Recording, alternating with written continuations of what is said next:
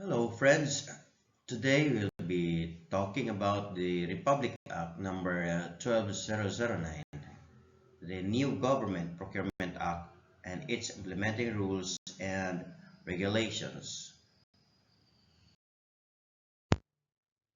The scope of our discussions today are the following. Here is the table of contents: governing principles of government procurement, then the scope and application of the law. We'll also have the definition of terms, the procurement procedures, the preparation of bidding documents, invitation to bid, receipt and opening of bids. Then we'll have the bid evaluation, post-qualification award, implementation and termination of contract, then disclosure of relations, and the alternative methods of procurement.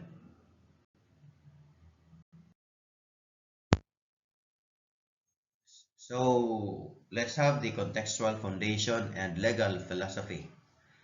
But friends, prior to that, I am thankful to our schools division superintendent, Dr. Rosalie Monisit Pasaol. Thank you, Ma'am Sal, for sending me to this training on the new Government Procurement Act of the Philippines. Also with me are our back chairman, Dr. Tuala, Sir Ian, Sir Levi, Madam Lisa. Also with us are our TWG, the Engineer Glenda, and our accountant, Madam Claudine, with our secretariat, Miss Jinky and Miss Dolor. Thank you for being with us. Okay, let's get back to the contextual foundation and legal philosophy of this NGPA. So, friends, what is the new Government Procurement Act?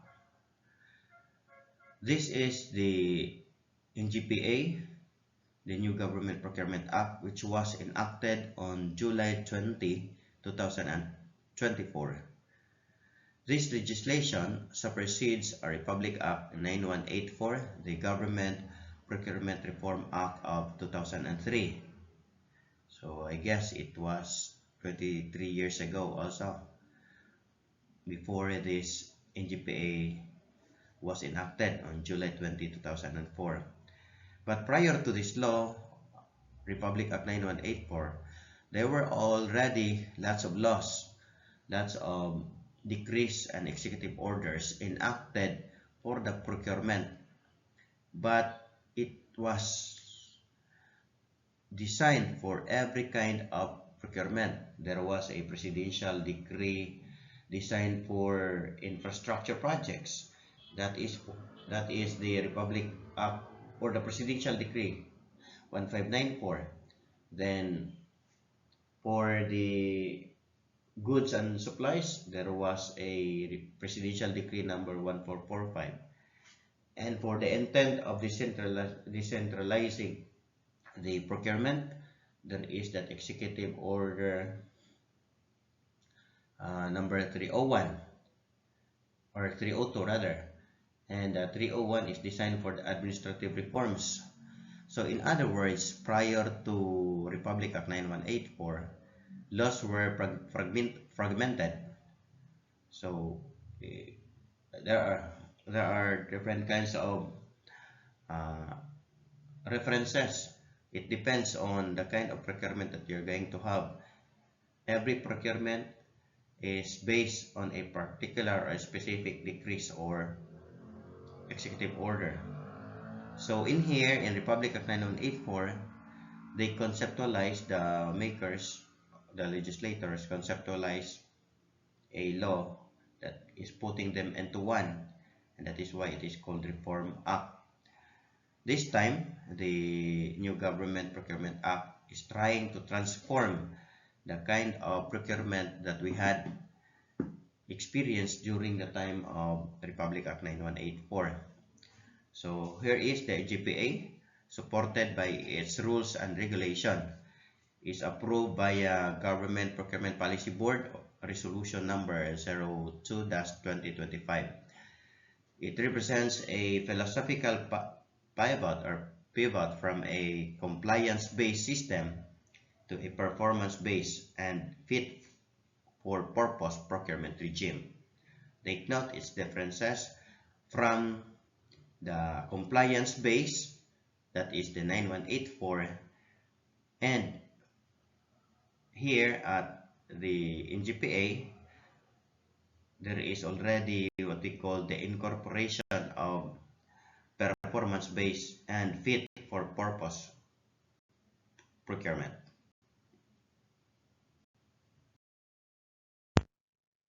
This new law acknowledges that a one-size-fits-all approach is inefficient, inefficient for a bureaucracy that purchases everything from office supplies to complex cloud-based infrastructure. Consequently, the regulatory updates focus on flexibility, digitalization, sustainable development, transparency, uh, transparency mechanisms that do public monitoring. Section 2, State Declaration of Policy. It is the policy of the state to promote good governance. The NGPA expands the policy declaration to include efficiency, proportionality, accountability, public monitoring, procurement, professionalization, sustainability, and value for money.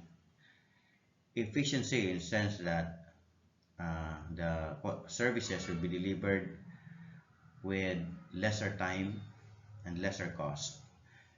Proportionality is setting of requirements depending on the volume of procurement. Then accountability, it is a legal responsibility that if found guilty, a persons or personnel involved in procurement will be possibly charged of civil liability or civil charges, administrative charges, or even criminal charges. Then there is public monitoring for procurement process will be conducted online, published in the social media.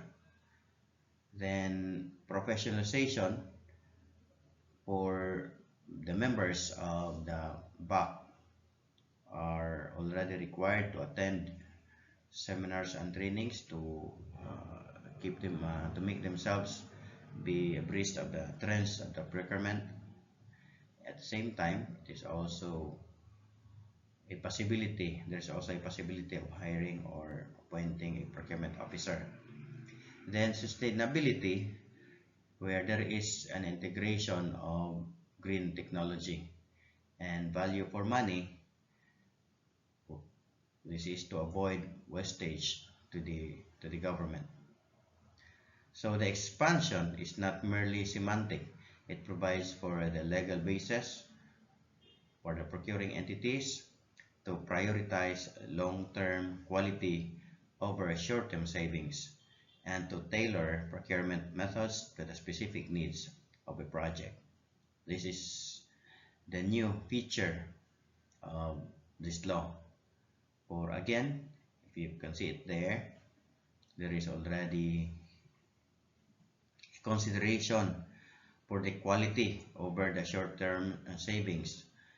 So we'll not just be depending on the lowest bidder, but here we will consider quality over the savings that we are considering. We have to be reminded that government procurement is not designed to save, unlike banks and cooperatives, but government procurement is designed to deliver, to render better services to our constituents. So this is it.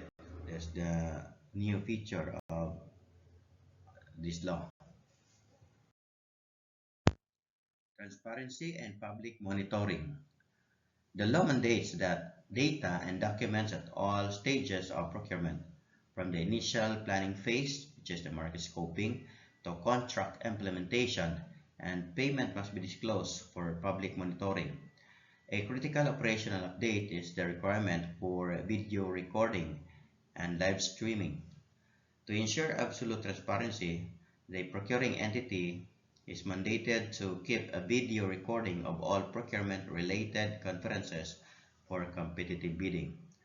So, in other words, the procuring entity will be creating a social media page where they are going to upload all those recorded videos in the conduct of their procurement processes. Then they need also to acquire a camera and to hire a videographer or designate a videographer in their group so that there will be a recording of those procurement processes and be uploaded on the social media webpage of the procuring entity. Furthermore, the preliminary examination and opening of bids must be live streamed to the public via the procuring entity's website or social media platforms. This digital panopticon deters illicit negotiations and allows civil society organizations or CSOs to observe proceedings remotely. Competitiveness and level playing field. The principle of competitiveness aims to extend equal opportunity to all eligible private parties. The NGPA, or the New Government Procurement Act, reinforces this by prohibiting acts that restrict competition, such as tailoring specifications to favor a specific brand or engaging in collusion. A major regulatory update in this area is the disclosure of beneficial ownership by requiring bidders to reveal the ultimate natural persons who own or control their entities. The law prevents bid rigging schemes where multiple competitors are actually controlled by the same individual. So in here, if you are a bidder, you are required to declare who are your relatives that are involved in the or members of the bids and awards committee. But anong nangyari yun doon sa Congress?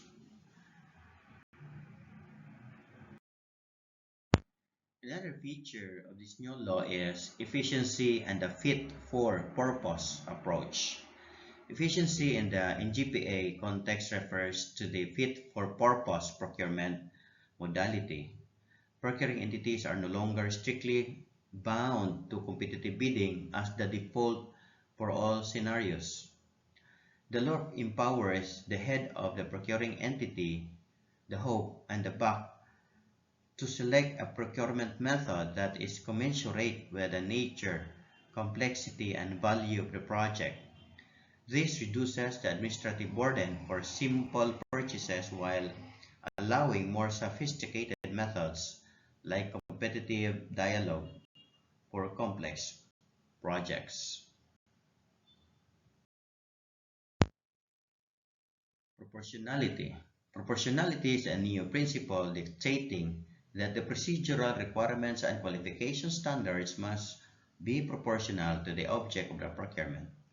This prevents the imposition of excessive eligibility requirements that stifle competition for smaller contracts or conversely lax requirements for high-stakes infrastructure projects.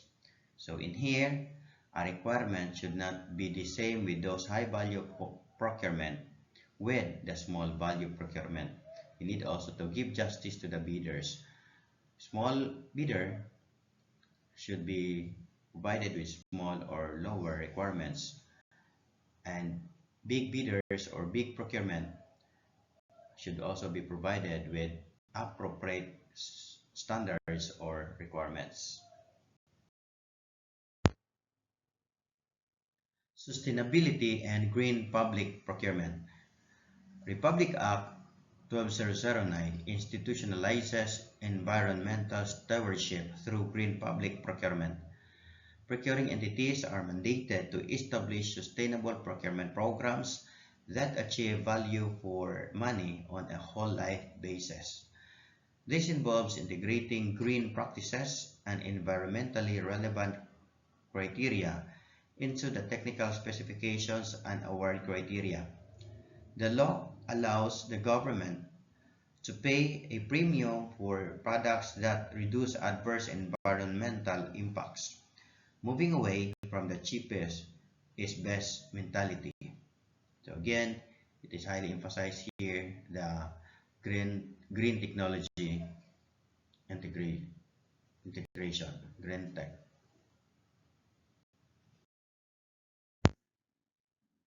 Another feature of the law is the professionalism. The NGPA mandates the professionalization of the government procurement workforce. This involves the development of a sustained training program and the certification of procurement practitioners to ensure that BAC members and secretariats possess the technical knowledge required to navigate the complex new modalities. So in here, there's a possibility of designating a procurement officer to handle procurement activities of the procuring entity.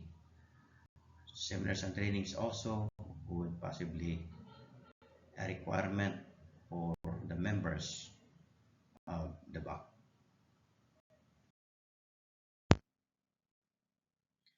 Let's now have the scope and application of the law. General coverage. The implementing rules and regulations of Republic Act 12009 applies to the procurement of goods, infrastructure projects, and consulting services by all branches and instrumentalities of the government of the Philippines.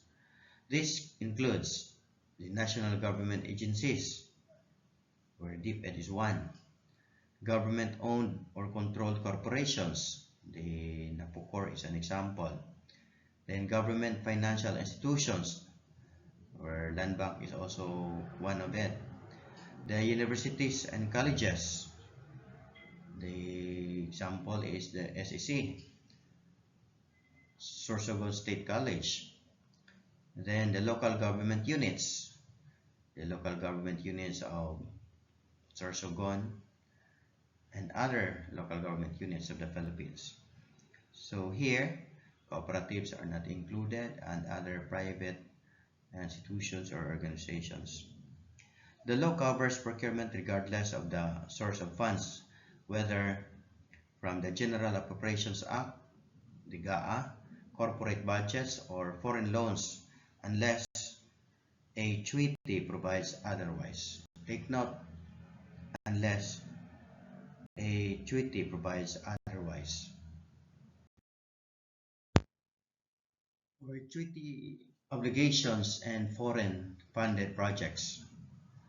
A critical nuance in the scope is the supremacy of international agreements. Section 4.2 of the IRR clarifies that any treaty or international executive agreement to which the Philippines is a signatory shall be observed. Conflict of laws. If a treaty, for example, loan agreement with the World Bank, the Japan International Cooperation Agency, or the Asian Development Bank, expressly provides for different procurement guidelines, those treaty provisions prevail over Republic Act 12009. Default position. The government of the Philippines negotiating panels are instructed to espouse adherence to Republic Act 12009 as the default position. If the treaty is silent, Philippine law applies.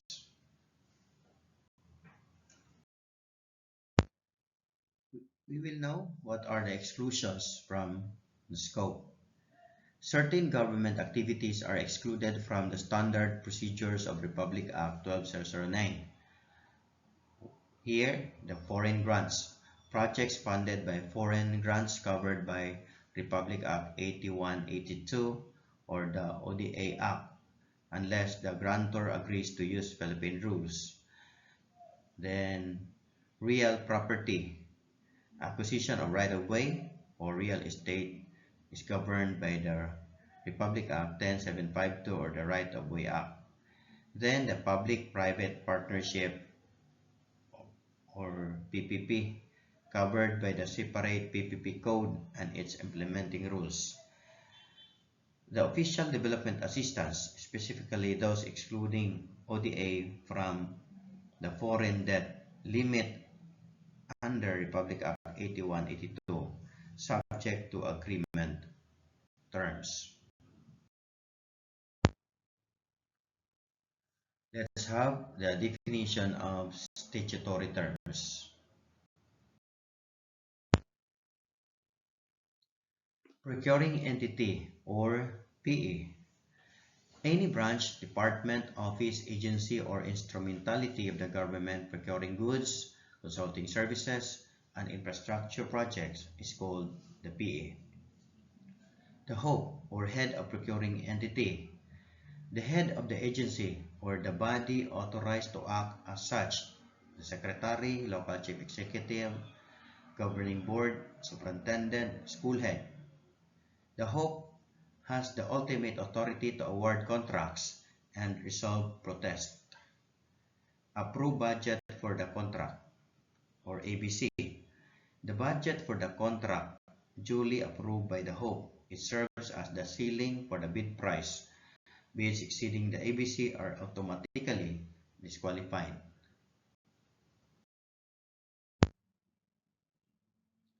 Bids and Awards Committee or BAC. The body responsible for the conduct of the procurement process from advertisement to recommendation of award. Republic Act 12009 expands their role to include strategic planning and market scoping oversight. Common Use Supplies and Equipment, CSE. Goods, materials, and equipment that are used in the day-to-day operations of procuring entities. Under Republic Act 12009, this must be purchased from the Procurement Service DBM or PSDBM. If unavailable, they may be procured via direct acquisition. Early procurement activity or EPA. Procurement activities undertaken prior to the approval of the funding source, example, before the GAA is passed. This allows for the award of contract immediately upon the effectivity of the budget.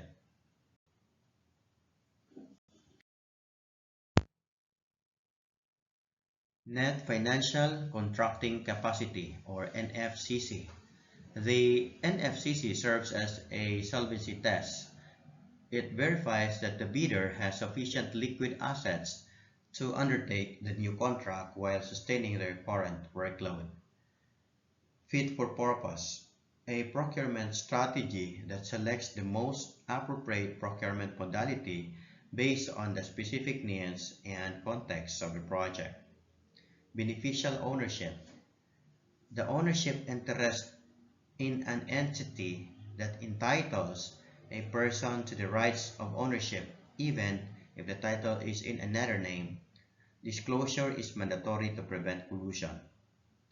Most economically advantageous responsive bid or MEAR, an award criterion that considers both price and non-price factors.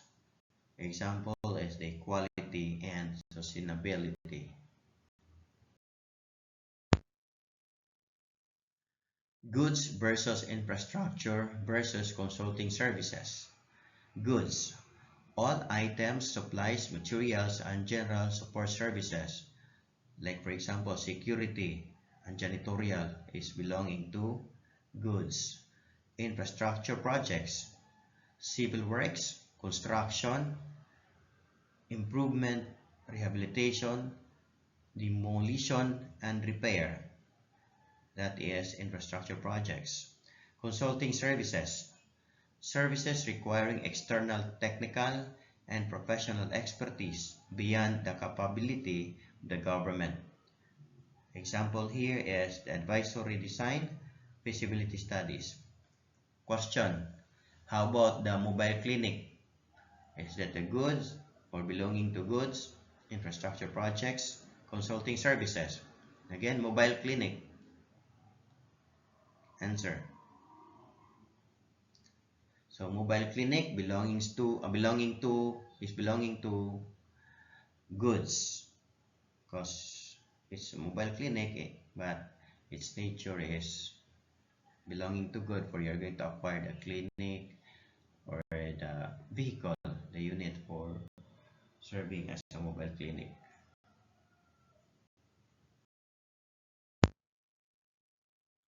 Strategic procurement planning. The NGPA shifts focus from procurement as purchasing to procurement as strategic function. Efficiency is achieved through rigorous planning before any bid is invited. So here there is a very clear shift from a simple purchasing activity into a strategic function of the procuring entity. Friends, in this law, another feature of the law, market scoping, found in Section 10 of the Republic Act 1209. Market scoping is a formal stage in procurement planning. Before finalizing the technical specifications and the ABC, the procuring entity is required to conduct market research to ensure that the government's requirements are realistic and available. Methodology.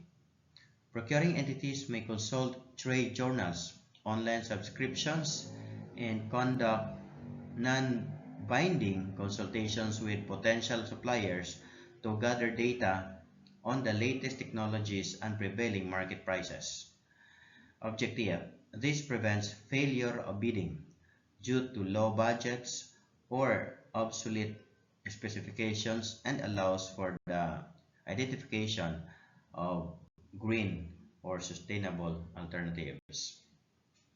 So the makers of the law are really very intelligent, for from the start they already identified those items to be purchased.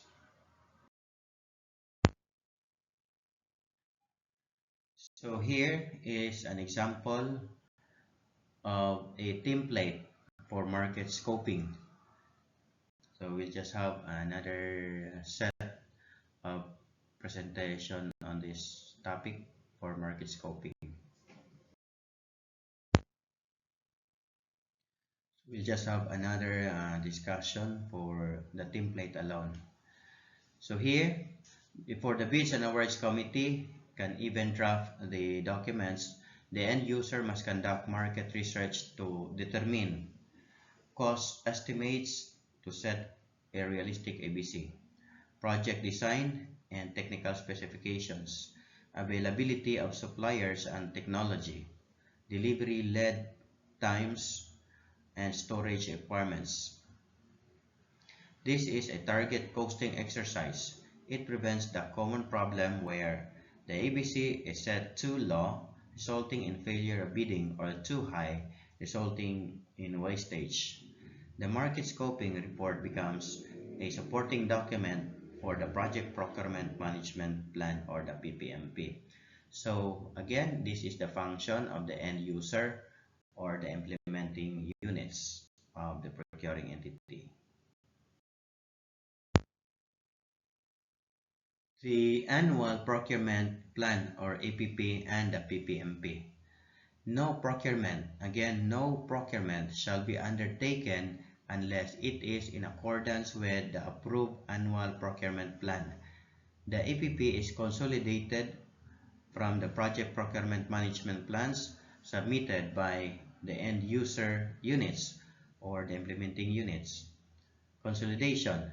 The BAC Secretariat consolidates PPMP into the APP, which must be approved by the HOPE and posted on the agency website and submitted to the GPPB by the end of January of the budget year. Flexibility. Changes to the PPMP or APP can be made as necessary to reflect changing operational needs, provided they are duly approved.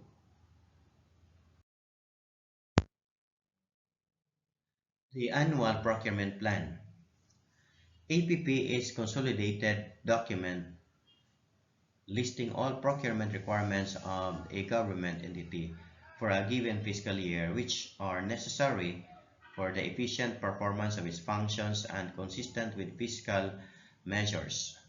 The APP derived from the project procurement management plans submitted by end user or implementing units and serve as the primary basis for procurement planning, budgeting, and execution in support of the government entity's budget program.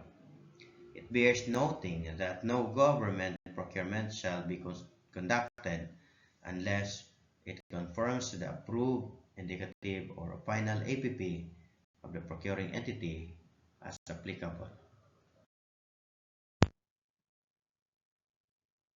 Hello friends, the annual procurement plan template. You can access this to the Republic Act 12009. We'll just have another day for this. Another here is the Project Procurement Management Plan, or the PPMP. It is a document prepared by the end user or implementing unit that identifies the specific procurement requirements necessary for the implementation of their programs, activities, and projects, and serves as a reference for the indicative APP or in support of the agency's budget proposal. Another template for the PPMP. We'll just have another discussion for this.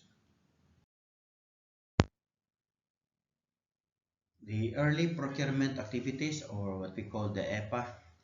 To prevent delays caused by the budget cycle, procuring entities are encouraged to conduct early procurement activities. The Bids and Awards Committee can proceed with the advertisement, bid opening, and qualification of projects funded by the upcoming General Appropriations Act or GAA or Ordinance. Limitation. The notice of award cannot be issued until the budget is officially enacted. This ensures that projects are shovel-ready on day one of the fiscal year.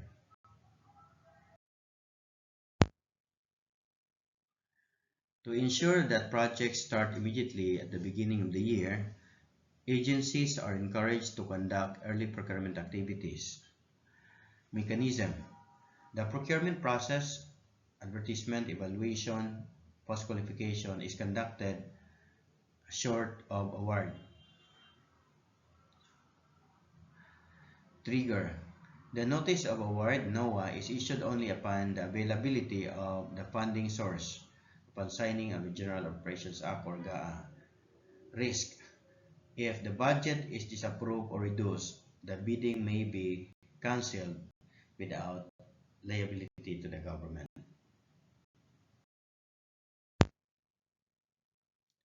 Warehousing and inventory systems.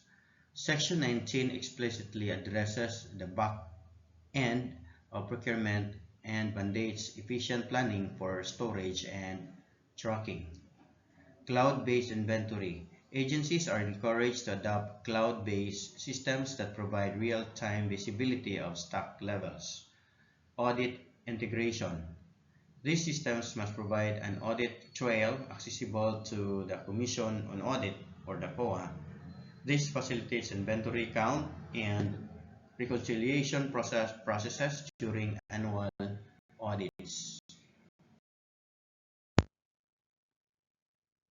Let's now have the procurement procedures. The first here is the competitive bidding. Competitive bidding remains a primary mode of procurement, but Republic Act number 12009 enhances it through the use of digital tools and improved transparency measures. Next here is the preparation of BDocs or bidding documents. The BDocs serve as the legal agreement between the procuring entity and the bidder. Under the updated implementing rules and regulations, the BDocs must explicitly include the following: green specifications, technical requirements that incorporate sustainability standards, evaluation criteria, a clear statement of whether the award will be based on LCRB or lowest calculated responsive bid or the MEARB most economically advantageous responsive bid. If MEARB is used, the BDocs must specify the exact weight of technical versus financial components. Domestic preference. If applicable, the margin of preference for domestic goods up to 25% must be stated. Protest fees. The schedule of fees for filing protests must be indicated to ensure that bidders are aware of the cost of litigation.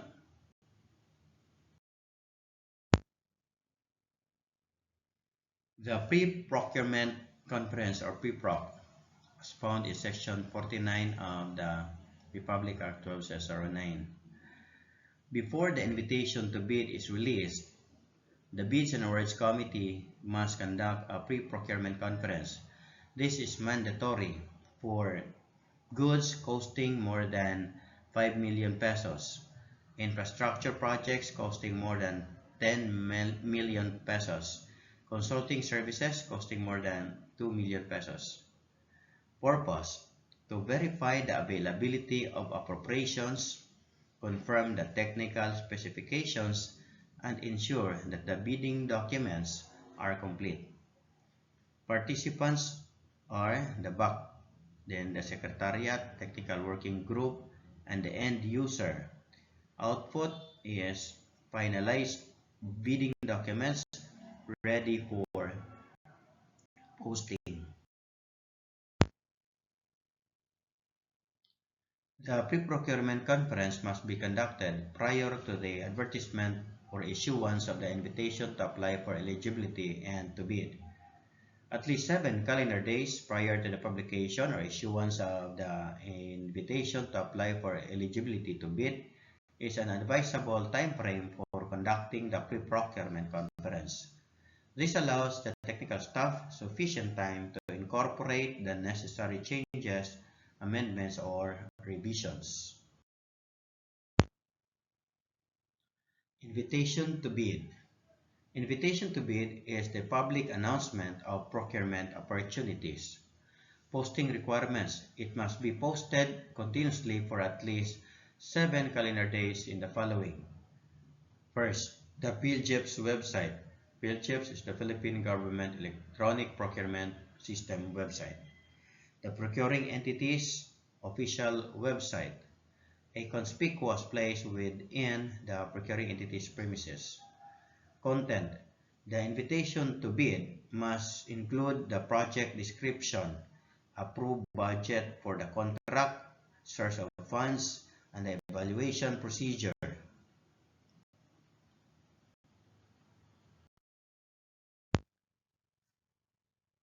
The Philippine Government Electronic Procurement System, PhilGEPS, is the single centralized electronic portal that serves as the primary and definitive source of information on government procurement.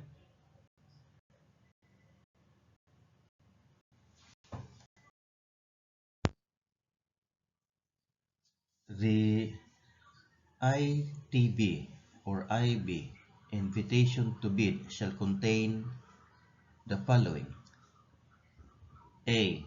A brief description of the subject matter of the procurement. B. A general statement on the criteria to be used by the procuring entity for the eligibility check, examination, and evaluation of bids, and post-qualification, provided that for the procurement of consulting services, the invitation to bid shall also include the criteria for the shortlisting of prospective bidders. C.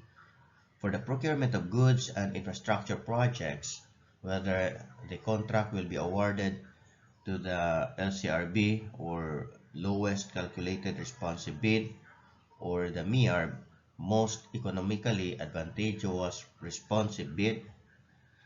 Then D, the contract to be awarded or the contract is to be awarded to the MEARB.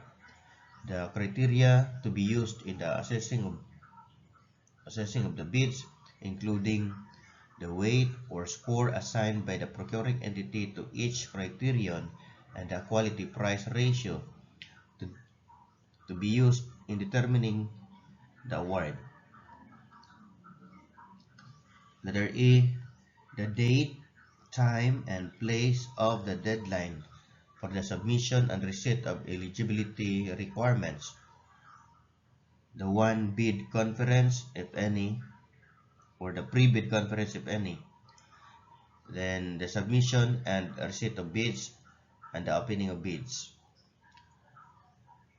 And F, the approved budget for the contract, or known as ABC, to be bid. Then G, the source of funds.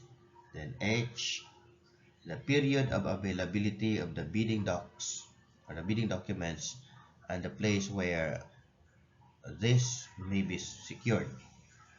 Then letter I, the contract duration, and J, such other necessary information deemed relevant by the procuring entity. So all of those should be stated in the ITB or IB or invitation to bid.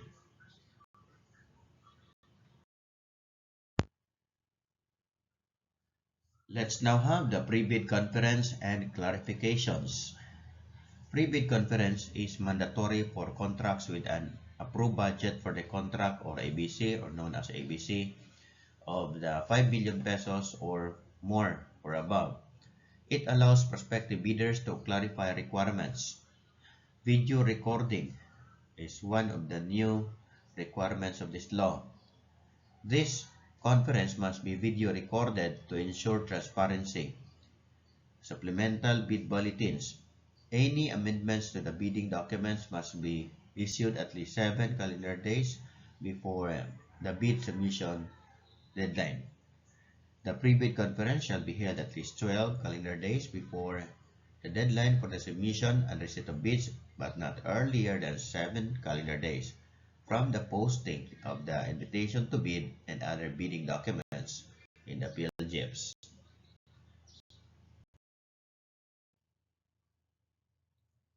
So friends, this is an example of a video recording and be uploaded or live streaming in the official website of the procuring entity.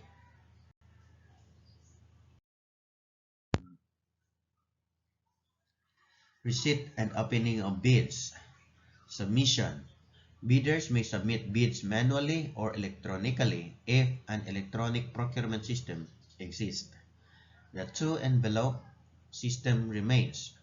One envelope for eligibility and technical requirements, and one for the financial components. Mandatory live streaming. The preliminary examination and opening of bids must be live streamed on the procuring entity's official website or social media platforms. This is a strict requirement for transparency purposes. So friends, this is one of the new features of the law 12009 for the NGPA. Video recording. The opening session must be video recorded and the recording must be stored for at least 5 years. So at this point in time, there is a need for the PA to craft a green data policy.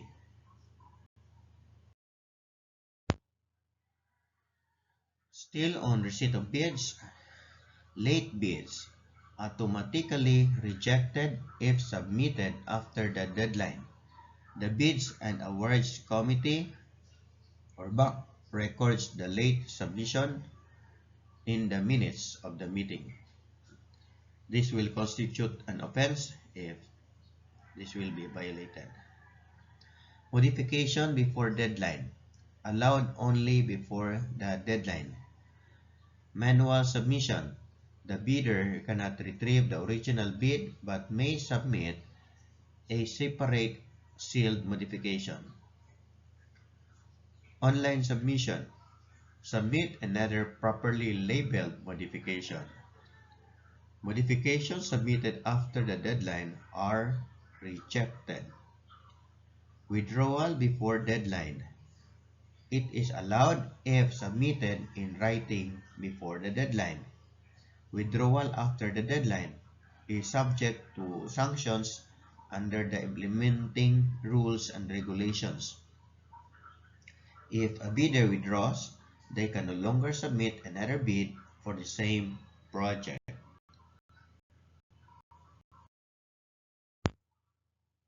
Let's now have the opening of bids. Manner of opening based on award criteria. LCRB or MIARB, technical and financial proposals are opened on the same day. MIARB or MARB in slide. Only technical proposals are opened initially. Financial proposals are opened later only for bidders who pass the technical evaluation. Minutes and documentation. Minutes are prepared and transparency is ensured. The Bids and Awards Committee or BAC signs the abstract of bids. Minutes and related documents are made available to the public. Notification to bidders.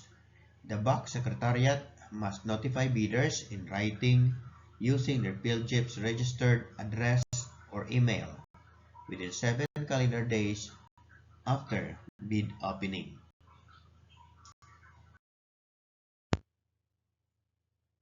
Let's now have the bid evaluation and the determination of LCB, MIAB, or MAB. Letter A. Lowest calculated bid. It conducts a detailed financial evaluation to establish the correct calculated bid price. Bids are ranked from lowest to highest. The lowest bid is identified as the LCB or the lowest calculated bid. For letter B, most economically advantageous bid or MIAB uses a combination of quality and price evaluation. Technical quality proposals are evaluated first. Only those meeting the minimum quality score will proceed to the opening of financial proposals. Weights. Price equals 15% to 40%. Quality equals the remaining percentage. So that will depend on the price. So it's still within the scope of 60 to 85%. Green procurement criteria may increase the weight assigned to sustainable materials and practices. So there's a green technology integration in here, green tech integration. So the highest combined score is declared as the MIAB. The head of the procuring entity or the HOP must approve or disapprove the BAC recommendation within 2 days.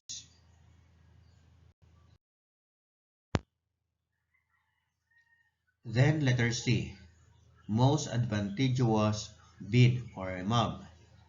Only quality proposals are evaluated first. The bidder with the highest technical rating is identified. The financial proposal of the highest ranked technical bidder is then opened. If the bid price is less than or equal to the approved budget for the contract or ABC, it is declared as the most advantageous bid or the winner. If the bid price is greater than the ABC, the bid is rejected and the bidder is disqualified and may possibly proceed to the next envelope.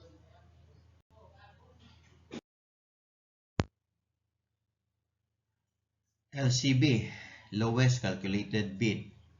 So as you can see there, there's a bidder A, offered 9,000 pesos. Bidder B, offered 10,200 pesos.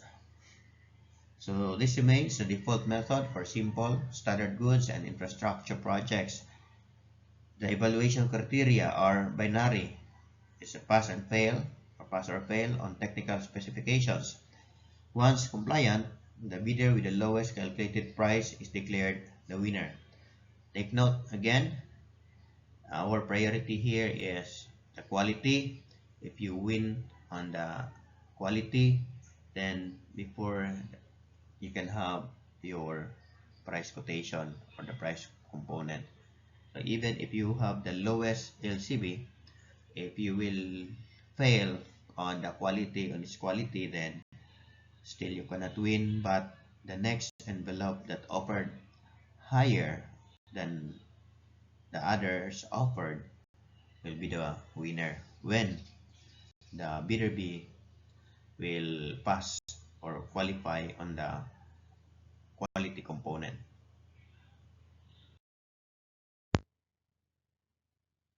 So if you can see the illustration, bidder B got a rating of 91% of its quality response. But bidder A here offered a price of 10,200 pesos. Assuming that the ABC is 11,000 pesos, bidder B has lower than or within the ABC of 11,000 pesos. But bidder B is declared the most advantageous bid for having a rating of 91%. And please be reminded that the quality rate is ranging from 60% to 85%. So here, bidders B price quotation is offering or offered 12,000 pesos. And the EBC is 11,000 pesos. So with that, it is very clear that the 12,000 pesos is above the ABC of 11,000 pesos. It exceeds ABC requirement. With that, bidder B is disqualified. So the buck then moves to the next highest technical rating, which is bidder 1 or bidder A.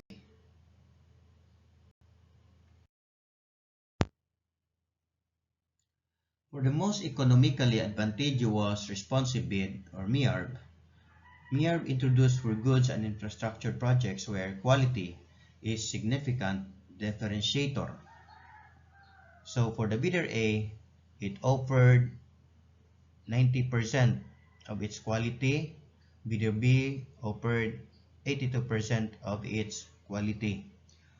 Uses both quality and price evaluation, with price typically given is 15% to 40% weight. Assumed weights is for the quality 70% and for the price is 30%. With that assumption, minimum quality score required is 80%. Only bidders A and B qualify for price opening. Bidder C is eliminated for scoring below 80%.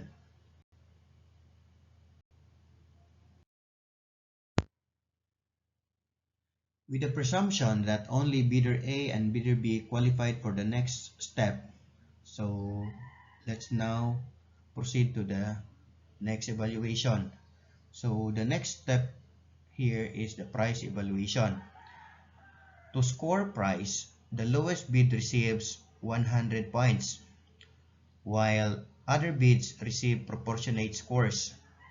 So here, in bidder B has the lowest price, which is the price score is 100%, and bidder A price score is equals to 9K or 10K times 100 equals 90. Then for the step 3, compute the total MIAB score. Then let's have for the bidder A computation. So for the bidder A, the quality is 90. Look at the illustration there. Bidder A is 90. And that 90 multiplied by 0.70, that is equal to 63%. And the price for the bidder A is 90. So we will multiply that by 0.30%, and that will equal to 27%. Let's have the total. So the total of that is 90%. For the bidder B, let's check the bidder B. For the quality of the bidder B, it is 82%, and we will multiply that by 0.70%, and that will equal to 57.4%. For the price, it is 100% times 0.30%, that will equal to 30%, or perfect. So the total score garnered by the bidder B is 87.4%. So here the result is bidder A got a 90 highest total score, and bidder A is declared the MIAB even if it is more expensive than bidder B. So take note that this percentage should also be indicated. The percentage that the bank will be using, like the 70-30, should be indicated in the ITPB, or the invitation to bid, and this will be discussed during the pre-bid conference.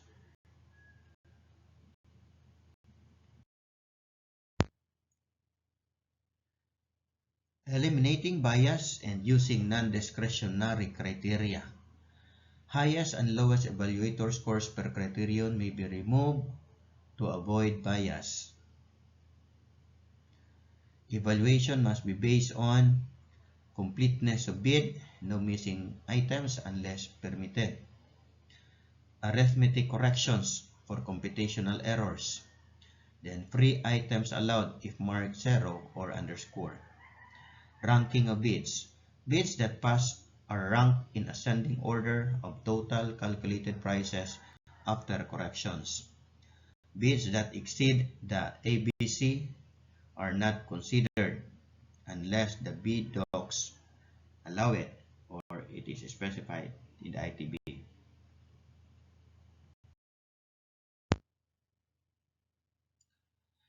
Quality-based versus quality cost-based evaluation for consulting.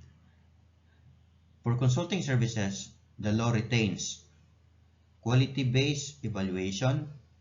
Ranking is based on 100% on technical expertise or quality. The financial envelope is only open for negotiation with the top-ranked consultant.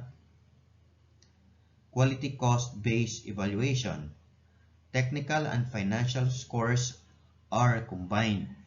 The financial component typically carries weight of 15 to 40%, while the remaining percentage is allocated to quality, and that is between 60% to 85%, and should be stated in the ITB rather, invitation to bid.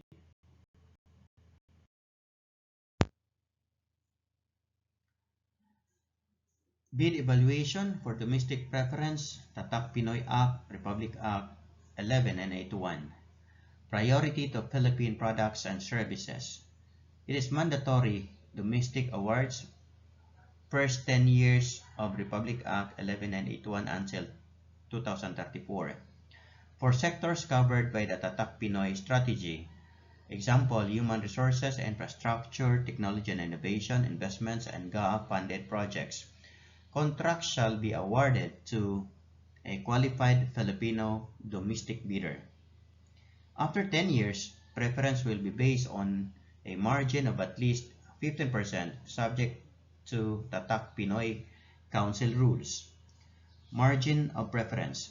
The procuring entity must award to a domestic bidder if its bid is not more than 25% higher than the lowest foreign bid. The GPPB may revise this margin. Certification requirement. Domestic bidders must secure a government certification providing that their product is substantially Filipino-made.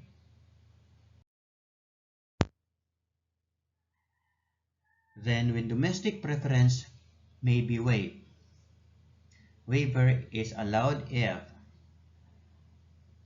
local production is insufficient or unavailable. Domestic goods do not meet the required quality standards, or there is a conflict with treaty or international commitments. Other justifiable or analogous circumstances. Let's now have the post-qua, or the so-called post-qualification. The bidder within the lowest calculated bid or highest rated bid undergoes post-qualification. The objective is to verify, validate, and ascertain all statements and documents submitted. This includes checking the bidder's equipment, financial capacity, and legal standing or legal requirements. Disclosure of relations. The BAC verifies the sworn affidavit that the bidder is not related to the head of the procuring entity or BAC members by consanguinity or affinity up to the third civil degree. But it's very ironic what happened to the people in the Congress.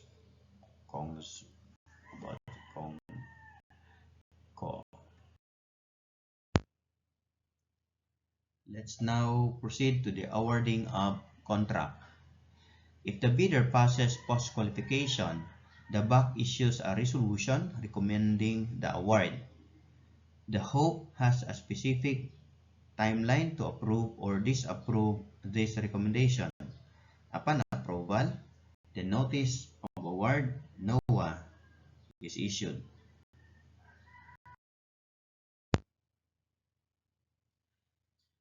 Let's now have the alternative modes of procurement. We're done with the competitive bidding, and if you believe that competitive bidding is not applicable for your procurement, then you will resort to alternative modes of procurement because this law, Republic Act 12009, the NGPA, is designed for fit for purpose. Okay, so let's proceed. This is the alternative modes of procurement. So here, one of the alternative modes of procurement is the competitive dialogue. It is used when the procuring entity knows what it needs but not how to achieve it. Example here is the computer system programming. The process is eligibility. Procuring entity invites potential bidders. And then, on the dialogue stage, the procuring entity holds dialogues with eligible bidders to discuss possible technical solutions. And for the final bid, procuring entity finalizes the terms of preference based on the discussions and invites participants to submit their final best and final offers. Another one here is the unsolicited offer with bid matching, taken from Section 30 of NGPA. It institutionalizes the Swiss challenge or innovative goods or consulting services. The scenario: a supplier offers a new technology not currently available in the market. So the procedure is, if the HOPE, head of the procuring entity, deems it beneficial, the offer is accepted and comparative bids are invited. Bid matching. The original proponent has the right to match the price of a lower comparative bid to win the contract.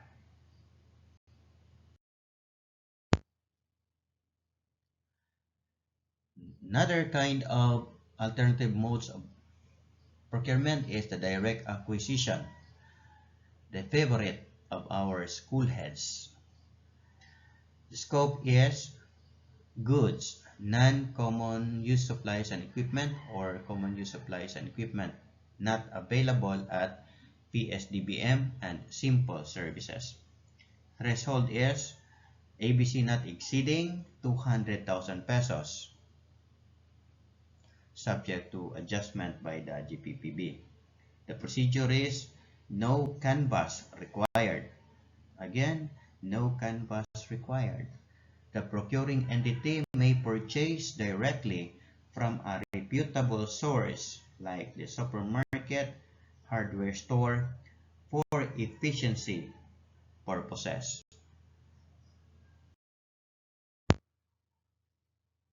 Another kind of procurement under alternative modes of procurement of Republic Act 2009 Section 36 is the direct sales.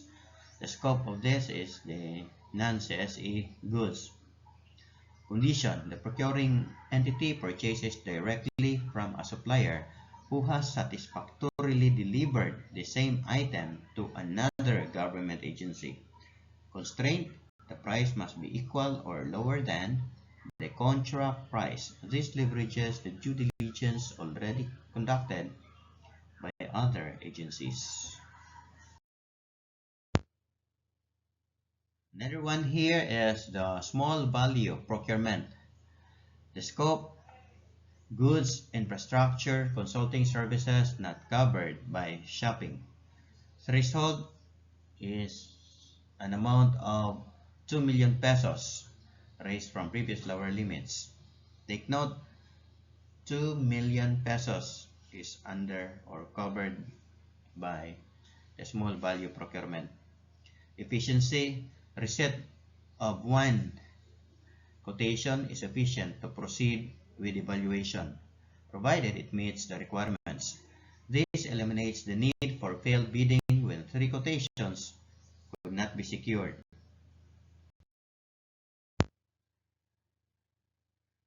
Still another one under the alternative modes of procurement of NGPA, the direct procurement for science, technology, and innovation. A new mode designed to support research and development and startups. It allows the government to bypass standard competitive hurdles for commissioned tasks, pre-commercial goods or products from qualified startups, thereby fostering an innovation ecosystem.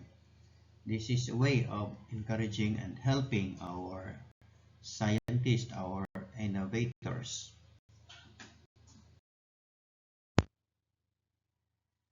Friends, this time is the disclosure of information and conflict of interest, revealing who are your relatives and connections or affiliations within the members of the BAC, the procuring entity, and other BAC personnel within the procuring entity and the procuring enterprise. Disclosure of relations under Section 81 of this law is another feature of NGPA. Every bid must include a sworn affidavit stating that the bidder is not related by consanguinity or affinity up to the third civil degree to the HOPE, the BAC members, BAC Secretariat, and TWG, head of PMO or end user, the project consultants, procurement agent if engaged, The effect is presence of such relationship results in automatic disqualification. That is very clear. But nakapagtataka bakit si Kong Ko ay nakalusot. Beneficial Ownership Registry, that is coming from Section 82 of this NGPA.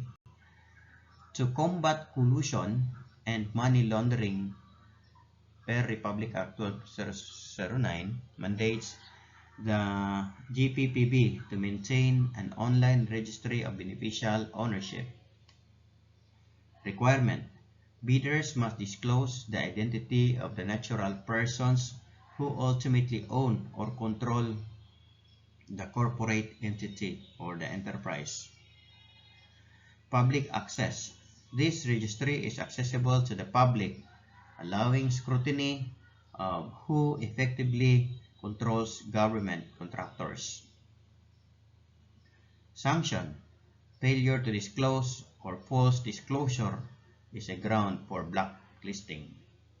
Take note, blacklisting, if you are considered blacklisted, you cannot anymore transact or join any procurement activities. Unlike suspension, you can just join other procurement activities but not in that particular procuring entity. But if you are blacklisted, you can no longer transact procurement activities to the Philippine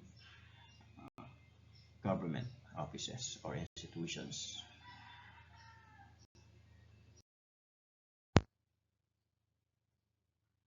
Blacklisting and liability. Blacklisting, the Government Procurement Policy Board maintains a list of suppliers, contractors banned from government projects due to offenses such as abandonment of work, fraud, or withdrawal of bids without just cause. Civil liability. Officials and bidders are liable for damages, restitution of funds. Then administrative liability, dismissal from service, forfeiture of retirement benefits, and perpetual disqualification from holding public office. Criminal liability, violation of Republic Act 3019 or the Anti-Graft and Corrupt Practices Act and Republic Act 1209 constitute a criminal offense punishable by imprisonment. Also, it would lead to a violation of Republic Act 6713 or the Code of Ethics for Professional Officials.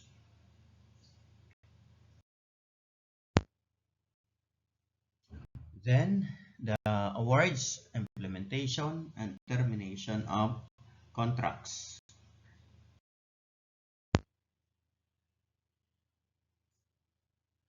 Contract award and performance security.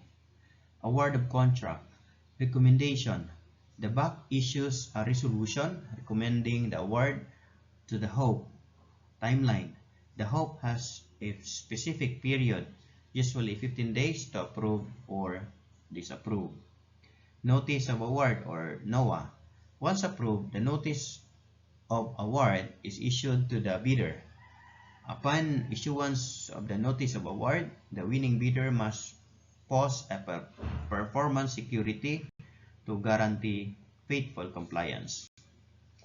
Forms: cash or manager's check, 5% for goods or consulting, 10% for the infra, or surety bond, 30%.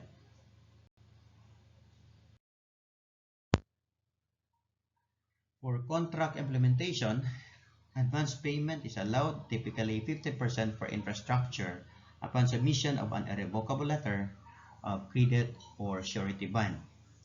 Domestic preference is recognized. The margin of preference up to 25% is applied to domestic bidders or goods over foreign bids during evaluation, provided they carry the Tatak Pinoy certification or equivalent. This develops or encourages the spirit of nationalism or patriotism, patronizing our own Filipino products. Then the liquidated damages will be imposed for delays, typically 1/10 of 1% of the cost of unperformed portion per day of delay. Progress payments.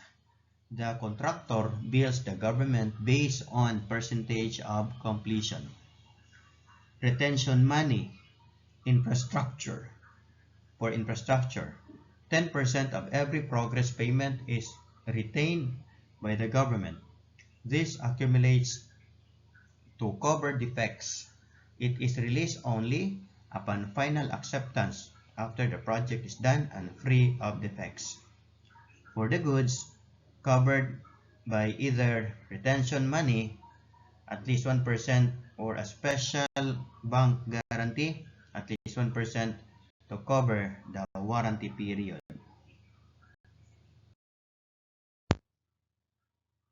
In the termination of contract, contracts are not always completed smoothly.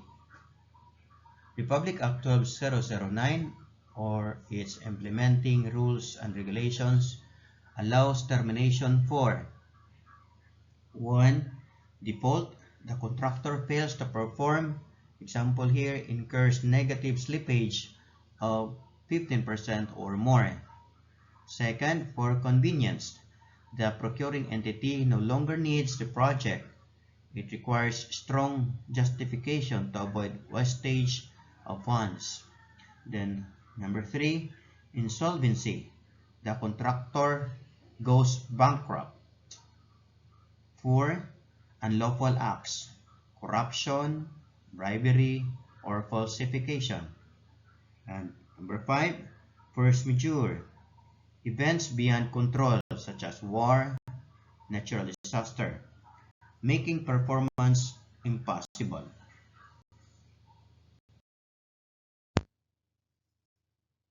Second to the last topic of this NGPA, the protest mechanism and dispute resolution. Request for reconsideration under this IRR of Republic Act 12009. Before filing a protest, a bidder must file an request for reconsideration with the BAC within 3 calendar days of the decision. The BAC has 7 calendar days to resolve it. Filing a protest under Section 83 of this RA 12009. If the request for reconsideration denied, the bidder may file a protest with the head of procuring entity. The method is electronic filing via the GPPB system. Deadline within the period prescribed, typically 7 days after the RRR denial. Protest fee. A non-refundable fee is mandatory to discourage frivolous suits. Resort to regular courts. Court action is only allowed after exhausting the administrative protest remedy. Courts are generally prohibited from issuing temporary restraining orders or TRO against government procurement, except for the Supreme Court to ensure projects are not held hostage by litigation. Transitory period. Upon the effectivity of the IRR in 2024, a 3-year transitory period is granted to PS to fully comply with the new requirements. Electronic systems training. However, Republic Act 9184 remains in force for projects that commence prior to the NGPA's effectivity to ensure continuity.